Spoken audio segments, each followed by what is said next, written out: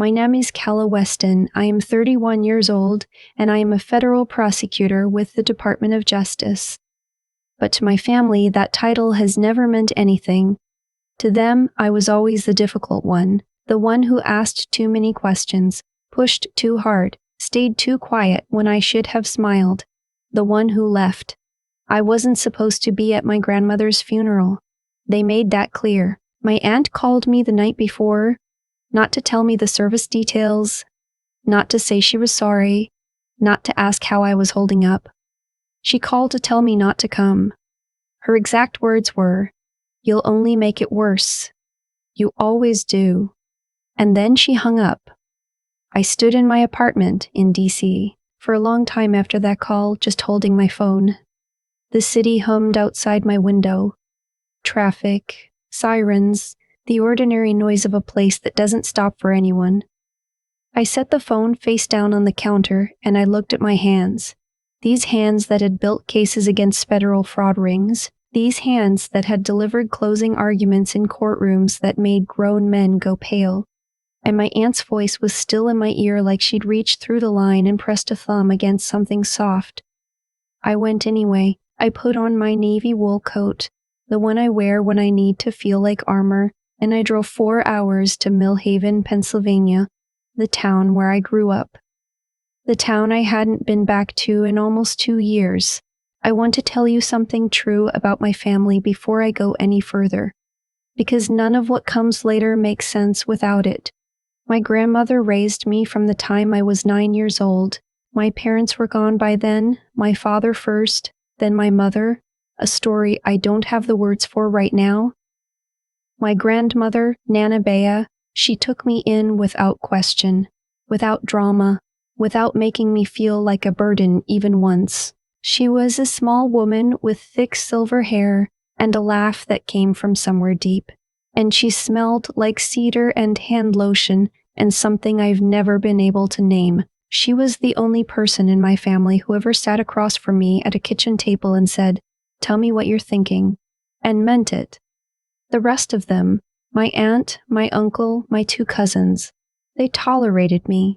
That's the only honest word. I was the charity case, the extra plate at dinner, the girl who studied too hard and didn't laugh at the right things and cried when she should have been tougher. My aunt in particular had a talent for making me feel invisible at maximum volume. She could dismiss me with a single look, a slight turn of her chin, a pause just long enough to say, without words, "You don't belong here." I was the first person in my family to go to college, then law school, then the federal bar. Nana Bea came to every graduation. She sat in those hard plastic chairs in her church clothes, and she clapped so hard her palms went red. My aunt didn't come to any of them. She sent a card once, my law school graduation. Inside, in her careful looping handwriting, "Congratulations. Try not to let it go to your head. I'm not telling you this so you'll feel sorry for me. I'm telling you so you understand what it means to stand outside a church in Millhaven, Pennsylvania, in a navy wool coat, in the rain, because your family has decided that your grief is an inconvenience." That's where I was, standing under the awning of St. Brendan's Catholic Church, watching the doors, waiting. And then my phone rang. It was my supervisor, Deputy U.S. Attorney Renata Cho. I almost didn't answer, but Renata doesn't call unless something is happening. "Weston," she said, and her voice had that particular flatness that means the situation is serious. "Are you somewhere you can talk?" "I'm at a funeral," I said. "Whose?" "My grandmother's." A beat of silence.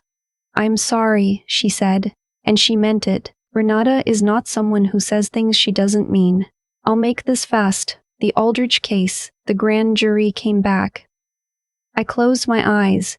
The Aldrich case was 18 months of my life. A regional bank executive who had been systematically defrauding elderly customers out of their retirement accounts. Quiet, methodical, just enough plausible deniability to make the case a nightmare to build. I had worked 7-day weeks on it. I had interviewed more than 60 witnesses. I had sat in my car in parking garages and cried exactly twice and then gone back inside and kept working. They indicted? I asked. All 6 counts, Renata said.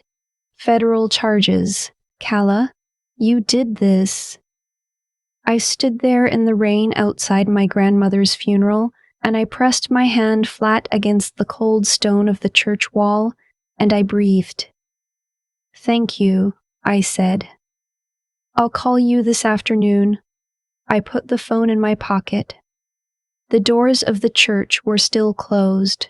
Here is the thing about grief and joy arriving at the same moment. Neither one gets to be clean. They fold into each other, and you're left holding something complicated that doesn't have a name. I pressed my back against the wall. I thought about Nana Bea.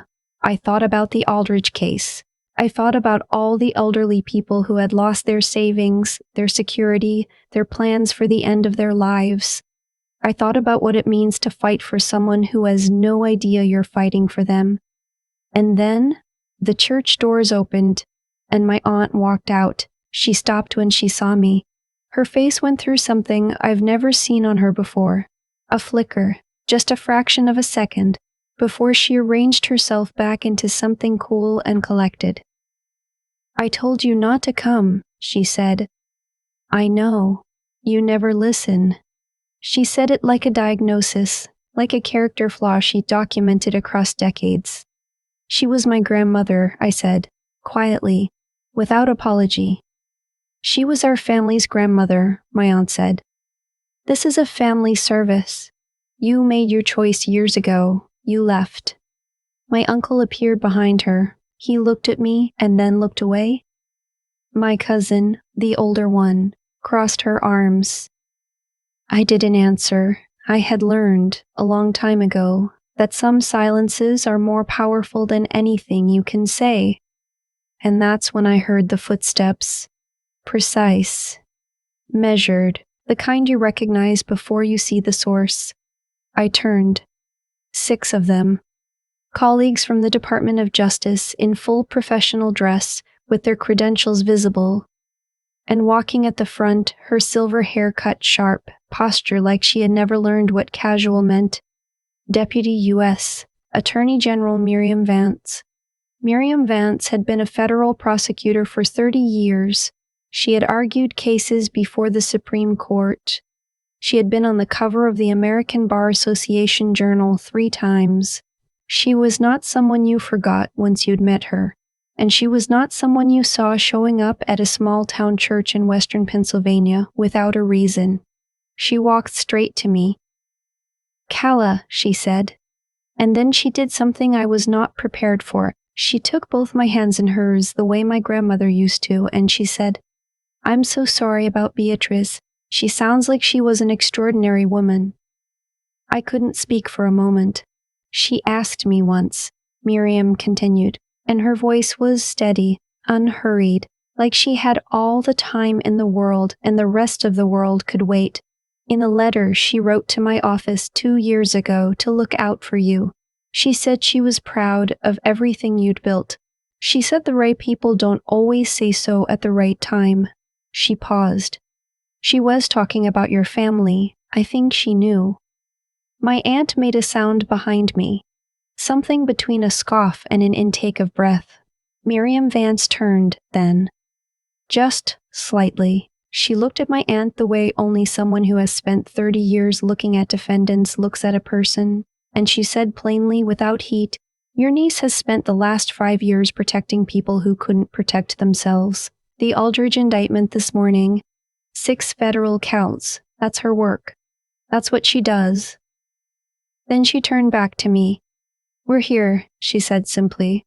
Take as long as you need. My family was silent, that particular silence, the kind that comes when the story someone has been telling about you for years collapses in a single moment. I had imagined what that might feel like. I had never imagined it would feel this quiet. I didn't cry. I didn't want to. I just stood there, between the woman who had just told me the truth in front of the people who had spent the longest time refusing to, and I let it settle. That was the beginning of the end of a very long story. But the end itself took a little longer to arrive. Let me back up about 8 months to where I need to start. I had been living in Washington for 4 years when Nana Bea first called me about the accounts. She wasn't alarmed, not exactly, she never really did alarm, but there was something careful in her voice the way she said, "I'm sure it's nothing, but I wanted to ask you." She had received a statement from her credit union showing a transfer she didn't remember authorizing, $5,000, moved into an account she didn't recognize. I told her to call the credit union. She did. They said there had been a technical issue and they were looking into it. The transfer was reversed. We didn't think about it again, not until 6 months later when she called me and said there had been another one. This time, $12,000. Different account. This time I drove home. I sat at her kitchen table, the same kitchen table where she'd taught me to peel apples and read me the comics on Sunday mornings. And I went through her statements with her, paper by paper. She made coffee. She sat across from me with her hands folded and watched my face. I found 14 months of irregular transfers, not large enough individually to trip an automatic fraud alert, but in total, a little over $93,000. I am a federal prosecutor. I know what methodical fraud looks like. I know the difference between a confused elderly woman and a targeted victim. Nana Bea was 91 years old and could still beat me at Scrabble without breaking a sweat. She had not authorized these transfers. Someone had. I got very still at that table, the way I get in a courtroom before I stand up to deliver a closing argument. "Nana," I said, "who else has access to your accounts?" She looked at her hands, and something in that small motion, that tiny hesitation, told me she already suspected. She just hadn't wanted to say it. "Your aunt has been helping me," she said, "since my hip. She handles some of the bills." My aunt had power of attorney over Nana Bea's finances. Limited, she had told everyone, just for household expenses, just to make things easier. She had a notarized document and everything. The document, when I finally obtained a copy, had a section that had been altered. I didn't confront my aunt immediately. I know better than that. Confronting someone before you have everything gives them time to cover. I went back to D.C. I contacted a forensic financial investigator I'd worked with on 2 previous cases. A woman named Sandra Pierce, who had the kind of mind that turned bank statements into roadmaps, and I started building. What Sandra found over the next 6 weeks was a trail that went back almost 2 years. Transfers, yes, but also credit cards opened in Nana Bea's name. A home equity line drawn against the house on Elm Street, the house Nana Bea had owned outright since 1987. 2 of the withdrawals had been used to fund a vacation rental my aunt had purchased in her own name in the Outer Banks. My uncle knew. My cousin, the older one, had countersigned 1 document. The younger cousin appeared to have been kept in the dark. The total, by Sandra's accounting, $118,000. I remember sitting with that number, reading it off the page, thinking about Nana Bea at that kitchen table with her hands folded, already knowing, already protecting them, even while they were taking from her. That was the most heartbreaking part, that she already knew and she was still trying not to cause trouble. I filed a complaint with the State Attorney General's office. I also contacted the Adult Protective Services Division that covers Mill Haven County. I documented everything, kept copies of every record in 3 separate locations, and I said nothing to my family. Then, 3 months later, Nana Bea died. She went quietly, in the night, in her own bed. The hospice nurse called me at 5 in the morning. I sat in my apartment with all the lights on until sunrise, just breathing. My aunt called that afternoon to organize the funeral. She did not call me. I found out from the younger cousin, who texted me out of an apparent mixture of guilt and genuine distress. The service was in 4 days. I was not on the list of people being notified by the family, and then my aunt called, that evening, to tell me explicitly not to come. So, you know the rest of that part. What you don't know yet is what happened inside the church. Miriam and the 5 colleagues she had brought, 2 senior prosecutors from my division, 2 investigators from the Financial Crimes Unit, and 1 woman I recognized as a victims' rights advocate who had testified before Congress. They came inside with me. My family could not stop that from happening without making a scene in front of Father Donahue and the 80 or so people who had gathered to say goodbye to Beatrice Weston. So they sat down, and I sat in the front row, which my aunt had not saved for me, but which a distant family friend immediately offered when she saw me walk in. The service was beautiful. Father Donahue had known Nana Bea for 40 years, and he spoke about her in a way that was true, the way she could sit with someone who was hurting and say absolutely nothing, and somehow make them feel less alone. The way she kept a jar of butterscotch candies on the counter for anyone who came through the door. The way she had once organized the entire St. Brendan's food pantry from her kitchen before her hip, because she said it was embarrassing that people should go hungry 2 blocks from a church. I held it together through most of it. I lost the battle somewhere around the butterscotch candies. Afterward, in the church hall, over the coffee and the casserole dishes that small towns produce in abundance when someone dies, Miriam stood beside me while my aunt worked the room on the other side. She really wrote to your office? I asked quietly. 2 years ago, Miriam said. A handwritten letter. She said she wanted someone to know what you were doing, in case you were ever too modest to say it yourself. A small pause. She was not wrong about that particular character trait. I almost smiled. She also said, Miriam continued, that she had made changes to her estate to ensure you were protected. She said she'd spoken with an attorney. This I didn't know. The attorney turned out to be a woman named Harriet, a small and extremely precise estate lawyer in Millhaven, who had apparently been Nana Bea's quiet confidant for the better part of a decade. I met with Harriet 2 days after the funeral. She sat across from me at a desk covered in orderly stacks of paper, and she pushed a document across the table without preamble, a will. Revised 14 months ago, right around the time of that first unauthorized transfer, as if Nana Bea had looked at that statement, understood exactly what was starting to happen, and taken the only action she had the power to take without causing a war. She had left me the house on Elm Street.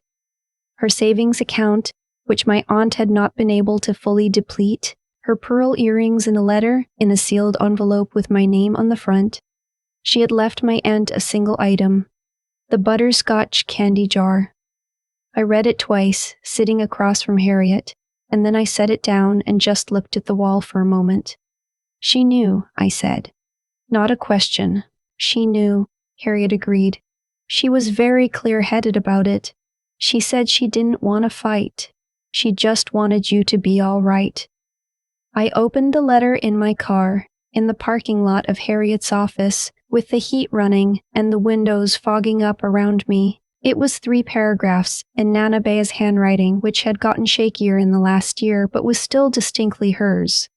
She said she was proud of me. She said she knew I was going to want to fix everything, and that it was one of the best things about me, and also occasionally exhausting.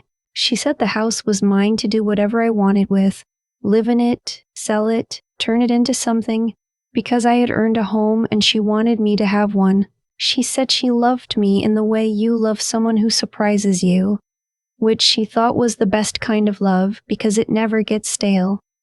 And then, at the very end, she wrote, "Don't let them tell you the story of who you are. You already know it. I made sure of that." The State Attorney General's Financial Crimes Unit filed charges 3 weeks after the funeral. My aunt was charged with financial exploitation of a vulnerable adult, 2 counts of forgery, and 1 count of elder abuse under Pennsylvania law. My uncle faced a single count related to the countersigned document. They retained a private attorney and entered not guilty pleas. The case settled 11 months later. My aunt agreed to a plea that included full restitution, the entire $118,000, plus interest and legal fees, a suspended sentence, 3 years of probation, and mandatory community service. My uncle received a plea to a lesser charge with a fine and 18 months of unsupervised probation. I want to be honest with you here, because I think this is the part that matters. I was a federal prosecutor. I had contacts. I could have pushed for something harsher. I thought about it. I lay awake more than one night thinking about it. About the 1.5 years of quiet theft. About my grandmother sitting at her kitchen table with her hands folded, protecting them even as they were taking from her. I thought about what it would feel like to watch my aunt be sentenced to actual prison time. And then I thought about what Nana Bea would have wanted. She hadn't cut them off.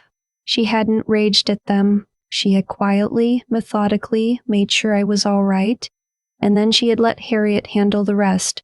She hadn't needed the satisfaction of a confrontation. She had needed them to stop, and she had needed me to be protected, and she had handled both of those things without ever raising her voice. I let the process run its course. I did not interfere in either direction. I submitted a victim impact statement to the court, which took me 3 days to write and was the most difficult thing I have ever put on paper, including briefs argued before federal appellate courts. I said what the money meant in practical terms. I said what the betrayal meant in human terms. I said that what I wanted, more than punishment, was accountability, for my grandmother's name to be on record as someone who had been wronged and who had deserved better. The judge, a careful and measured woman named the Honorable Sylvia Grant, read every word of it in court before she accepted the plea. When she finished, she looked at my aunt over the top of her glasses for a long moment before she spoke. I don't know what my aunt saw in that look. I was sitting in the gallery and I could only see the back of her head, but I saw her shoulders draw inward just slightly, and I thought, there it is. There is the moment she understands that what she did has a name and a record and a consequence. That was enough. The house on Elm Street is mine now. I drove up to Millhaven on a Saturday in October, about 2 months after the plea was finalized, and I walked through the rooms by myself for the first time. It smelled exactly the same cedar and hand lotion and something I still can't name. The butterscotch candy jar was still on the counter, empty. My aunt had not taken it. I stood in Nana Bea's kitchen for a long time, just standing, looking at the table, looking at the 2 chairs that had faced each other across 40 years of conversations, through homework and heartbreak and Sunday comics and hard news and the slow ordinary accumulation of being known by someone. I didn't cry. I'd done enough of that in the car on the way up. I just stood there and let the room be what it was. A place I had come from. A place I was allowed to return to. I still work in D.C. I still prosecute federal financial crimes. I am still, by my family's former accounting, the difficult one. The one who left. The one who asks too many questions. I started a small thing last spring, nothing formal. I partnered with a legal aid organization in Millhaven to offer free consultations for elderly residents who have concerns about their financial accounts or estate documents. It runs out of the public library on the 2nd and 4th Tuesday of every month. We see maybe 6 to 8 people per session. I drive up when I can. When I can't, I handle consultations by video. Sandra Pierce volunteers her time for the financial reviews. We flagged 4 cases of suspected elder financial abuse in the last 8 months. All 4 resulted in referrals to Adult Protective Services. 2 have already moved to formal investigation. It is not glamorous. It doesn't make the news. It is, in the plainest possible terms, a table at a library with some folding chairs and a legal pad and 2 people who know what to look for. But I think about Nana Bea every single Tuesday. I think about the fact that no one helped her see it coming. I think about how it might have gone differently if she'd had somewhere to bring that first strange bank statement, somewhere outside her family, somewhere without stakes, somewhere where someone would look at the numbers and say, "This is not right, and we can help you." I can't give that back to her, but I can give it to someone else. The younger cousin came to find me at the library one Tuesday in March. She stood in the doorway for a moment, uncertain, like she wasn't sure she'd be welcome. She's 24 years old. She has her grandmother's eyes. I had not spoken to her since the funeral. I pulled out a chair. She sat down. She didn't say much. She told me she hadn't known, not until the charges were filed. She told me she was sorry. She told me she had loved Nana Bea too. I believed her on all 3 counts. We got coffee afterward at the diner on Main Street that still has the same vinyl booths it had when I was in grade school. We talked for almost 2 hours. It wasn't easy and it wasn't resolved. There is a lot of history between us that 1 cup of coffee doesn't touch, but it was honest, and honest is where things begin. I drove home that night with the windows cracked even though it was cold because I needed the air. The highway was almost empty. The radio played something I didn't recognize and then something I did, and I sang along badly for about 4 miles. I am 31 years old. I am a federal prosecutor. I own a house in a small town in western Pennsylvania that smells like cedar and something I still can't name.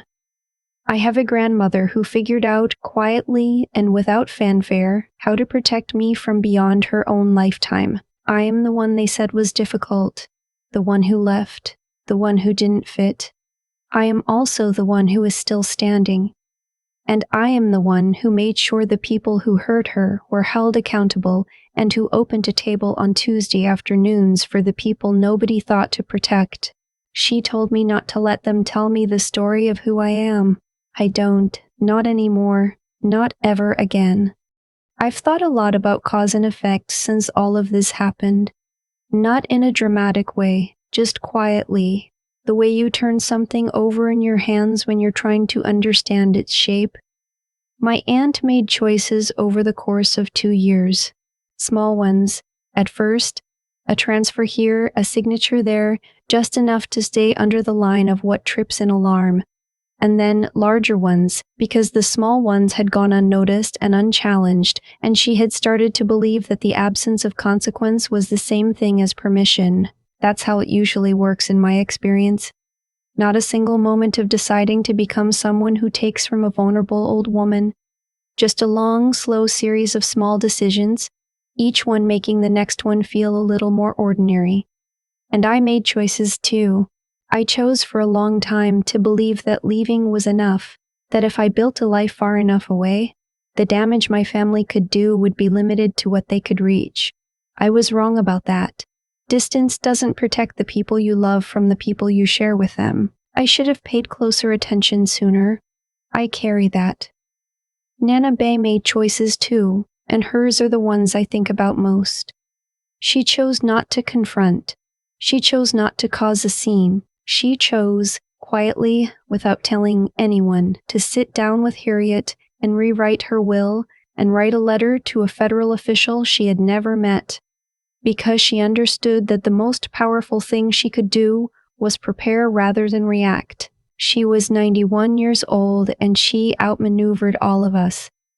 What I keep coming back to is this. Integrity is not what you do when people are watching. It's what you do when you're alone with a decision and no one will ever know either way. My aunt was alone with those decisions. Nana Bea was alone with hers. The difference between them was not circumstance or opportunity. It was character. And character, I've come to believe, is not something you have or don't have. It's something you build, slowly, through the choices you make, when it would be easier to make the other one. Renata used to say that the law catches up eventually, but the truth is, the law catches up to the evidence. What actually catches up to the evidence, what actually catches up eventually, is your own choices. They accumulate, they compound, they become the structure of your life whether you design them that way or not. I think about the younger cousin sitting across from me in that vinyl booth on Main Street, saying she was sorry. She's 24. She has her whole life in front of her, and she is already learning the thing it took me longer to learn. That you don't get to choose your family, but you absolutely get to choose what you do next. That is not a small thing. That is, in fact, the only thing. The table at the Millhaven Library is still running. Sandra and I were there last Tuesday. A woman came in with a folder of bank statements and shaking hands and a look on her face. I recognized immediately the look of someone who already knows the answer and is hoping someone will tell her she's wrong. We sat with her for an hour. We were honest with her. We told her what we saw. She cried a little, and then she straightened up, and then she said, "Okay, what do I do now?" That's the only question that matters in the end. Not why did this happen, not how could they, not what does it mean. Just, what do I do now? I know what I do now. I show up on Tuesdays. I build the cases that need building. I drive 4 hours sometimes to stand in a kitchen that smells like cedar and something I still haven't named, and I let myself belong to a place again. Nana Bea taught me that. She just taught it slowly, the way she taught everything, quietly, without fanfare, trusting that I would figure it out eventually. She was right. I did.